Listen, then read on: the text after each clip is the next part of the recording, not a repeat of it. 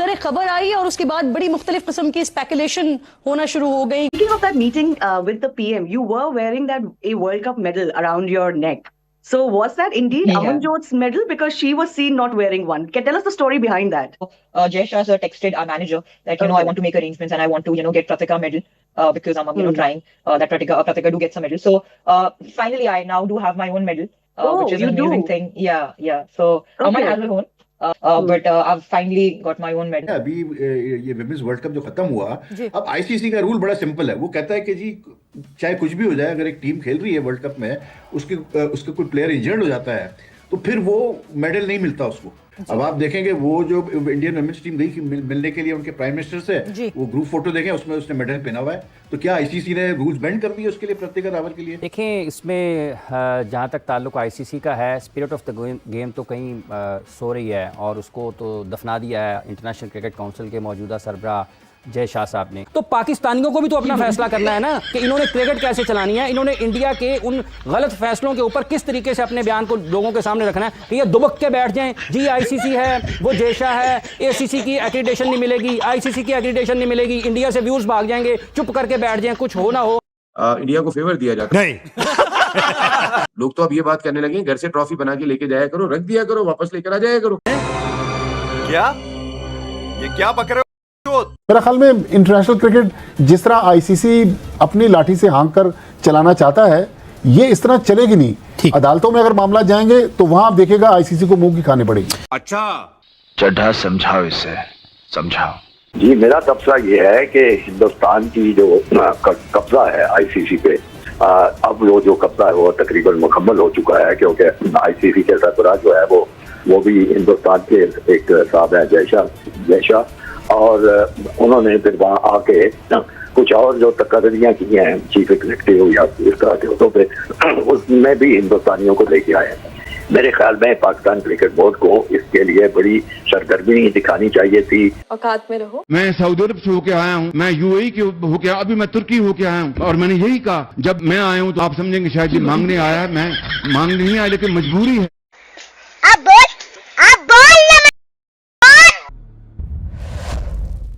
अच्छा, आपने आईसीसी की मीटिंग का जिक्र कर दिया वहीद साहब, तो एकदम से मेरा सारी अटेंशन उस तरफ चली गई। आपको लगता है कि बिकॉज इस वक्त सुमेर साहब वहाँ मौजूद हैं, जो कल का पूरा दिन गुजरा उसमें, is he that capable, does he know about this system? अभी तक तो उनको पता ही नहीं है। ठीक है, शायद सलमान नसीर ने उनको कुछ हद तक ट्रेन किया होगा, बट इतना तो ट्रेन नहीं हुए होंगे वो कि आईसीसी की मीटिंग में बैठ के वो अपनी बात कर सकें, अपनी इंपॉर्टेंट इशूज को सामने रख सकें।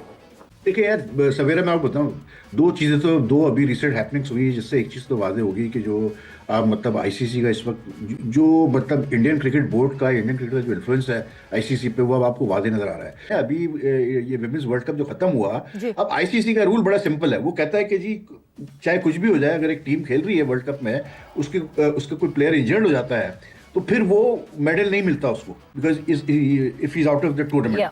अब ये इंडिया की ओपनर जो थी प्रतिका रावल, बहुत अच्छा खेली, इसमें कोई दो शक नहीं, but she was ruled out of the tournament unfortunately with injury. ठीक, वो नहीं खेली सेमीफाइनल फाइनल। जब वो प्रेजेंटेशन सेरेमनी होती है, उसमें मेडल नहीं मतलब फिर दिए जाते हैं जो प्लेयर्स इंजर्ड हो गए। अब आप देखेंगे वो जो इंडियन वुमेन्स टीम गई मिलने के लिए उनके प्राइम मिनिस्टर से, वो ग्रुप फोटो देखें, उसमें उसने मेडल पहना हुआ है। तो क्या आईसीसी ने रूल्स बेंड कर दिए उसके लिए, प्रतिका रावल के लिए? तो यू सी, बात ये है कि इंडियन इन्फ्लुएंस आपको वाज़ेह नजर आ रहा है। अब हमारी तरफ से क्या हो रहा है हमें नहीं पता कुछ भी। हमें ये तक नहीं पता अभी कि मोहसिन नकवी जाएंगे नहीं जाएंगे मीटिंग में, ठीक है ना, जबकि ये बहुत इंपॉर्टेंट मीटिंग है। ये मीटिंग ऐसी है कि इसमें वाज़ेह तौर पे इंडियंस की तरफ से इशारा मिल चुका है कि जी वो तो मतलब गड़बड़ करने वाले हैं इस मीटिंग में, they will make moves against Mohsin Naqvi and Pakistan cricket. तो मतलब you know, I don't know यार, मेरी तो सवेरा बी ऑनेस्ट मेरी कुछ समझ में नहीं आ रहा कि ये लोग कर क्या रहे हैं, क्या मतलब पता नहीं। आप तो बहुत जीनियसेस बैठे हैं भाई, जो हमसे मतलब हमें नहीं पता इन चीज़ों के बारे में, जो इनको पता है, तो वो उस हिसाब से काम कर रहे हैं। अब पाकिस्तान की रिप्रेजेंटेशन ना हो आईसीसी चैंपियंस ट्रॉफी के फाइनल प्रेजेंटेशन में, जबकि पाकिस्तान मेन होस्ट है, तो फिर क्या कहें यार?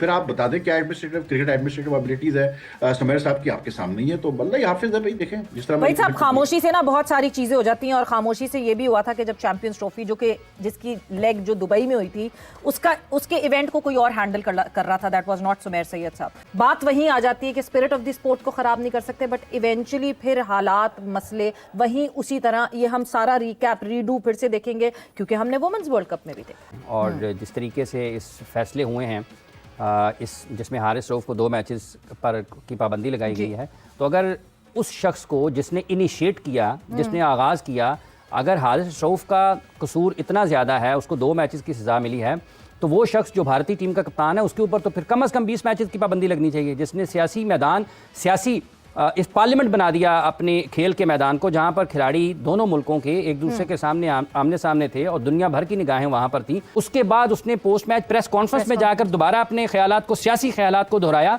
तो वो तो 2 मरतबा उसने वॉयलेट कर दिया ना। अगर कोई वॉयलेशन है आईसीसी के कवानीन में इस किस्म की, तो उसको तो फिर 2 से ज्यादा, उसको तो 20 मैचों की सजा मिलनी चाहिए। लेकिन पाकिस्तान में क्या उस तरीके से इस पर बात हुई है? हारिस रऊफ पाकिस्तान का प्लेयर है, क्या डोनाल्ड ट्रंप के ऊपर भी फिर पाबंदी लगाएं? उसने कोई बदअखलाकी की है, कोई गैर इखलाकी इशारा किया है? आईसीसी उसमें फिर अपने कवानीन में लिखे कि अब अगर कोई 6-0 का इशारा करेगा तो वो आईसीसी के कवानीन की खिलाफ वर्जी है। उसने 6-0 का इशारा किया है ना, ये भी लिखे अपने कवानीन में कि अगर कोई जहाज के गिरने का इशारा करेगा तो आईसीसी के कवानीन की खिलाफ वर्जी है। और ये भी लिखे कि अगर जिस तरह सूर्या कुमार यादव ने जो प्रेस कॉन्फ्रेंस की, उसमें जो कोई भी कप्तान अपने मुल्क की बात करेगा तो उसके ऊपर वो सजा लागू नहीं होगी। तो पाकिस्तानियों को भी तो अपना फैसला करना है ना कि इन्होंने क्रिकेट कैसे चलानी है, इन्होंने इंडिया के उन गलत फैसलों के ऊपर किस तरीके से अपने बयान को लोगों के सामने रखना है कि ये दुबक के बैठ जाएं, जी आईसीसी है, वो जेशा है, एसीसी की एक्रीडेशन नहीं मिलेगी, आईसीसी की एक्रीडेशन नहीं मिलेगी, इंडिया से व्यूज भाग जाएंगे, चुप करके बैठ जाएं, कुछ हो ना हो। सो ये दुनिया को कहीं बताने की बजाय ना हमें खुद बताना चाहिए कि गलत क्या हो रहा है, कि हम इंतजार करते रहें कि जेशा क्या करेगा।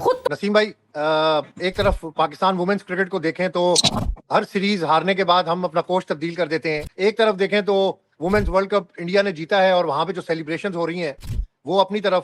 अब भाई माइंडसेट नहीं है, टैलेंट है। अगर आप देखेंगे माइंडसेट नहीं डेवलप हो पा रहा। आप अगर वो स्मृति मंदाना को देखें या वो जो सेमीफाइनल में जो उसने बच्ची ने 100 किया है, क्या 100 किया उसने, 300+ रन चेस करके गए वो अगेंस्ट ऑस्ट्रेलिया डिफेंडिंग चैंपियन के खिलाफ। माइंडसेट नजर आ रहा था, लड़ना है, लड़ना है, गिव अप नहीं करना, गिव अप नहीं करना, लड़ना है, लड़ना है।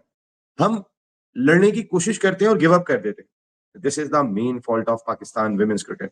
हम गिव अप जल्दी कर देते हैं, हमें शायद अपनी जीत का यकीन ही नहीं आ रहा कि हम हरा सकते हैं। दिन था इंडिया का कैचेस छूटते चले गए, अब हर आदमी फिर शक की निगाह से देखता है, यार इंडिया ही क्यों जीतता है और कोई क्यों नहीं जीतता है। लोगों के जहन में आती है ना, 6 कैच छूट जाए, एक हाथों का रनआउट ही ना करो आप, वो हाथ में गेंद रख के बैठ जाओ, तो आदमी के दिल में शक जाता है कि यार ये 300 रन बनवाएंगे इन्होंने।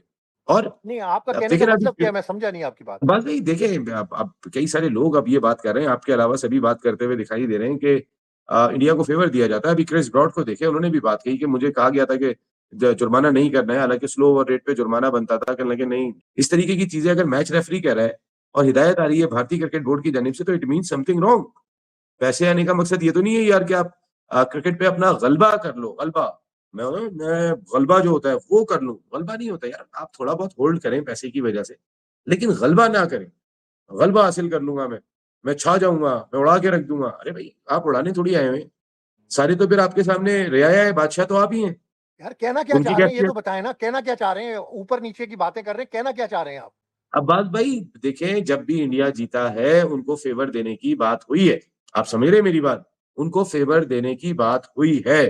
हाँ, मैच जितवाने में फेवर कह रहे हैं या विकेट्स के? यार 6 कैच लोग इसलिए बात कर रहे हैं कि 6 कैच छूट गए, 1 रन आउट हो गया। सेमीफाइनल जैसे मैच के अंदर जब 330 आप चेस करने के लिए गए हो, वहां पे अगर आपके 6 कैच सामने वाली टीम छोड़ दे तो लोगों के जहन में आता है ड्रॉप तो होते हैं बस भाई, लेकिन इंडिया ही क्यों, इंडिया ही क्यों?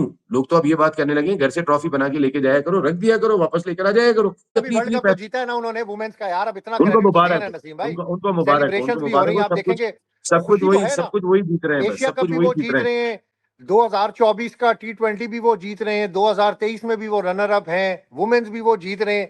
ओ भाई खुशी तो है ना। अब ये क्रेडिट तो क्रिकेट की बात करें ना।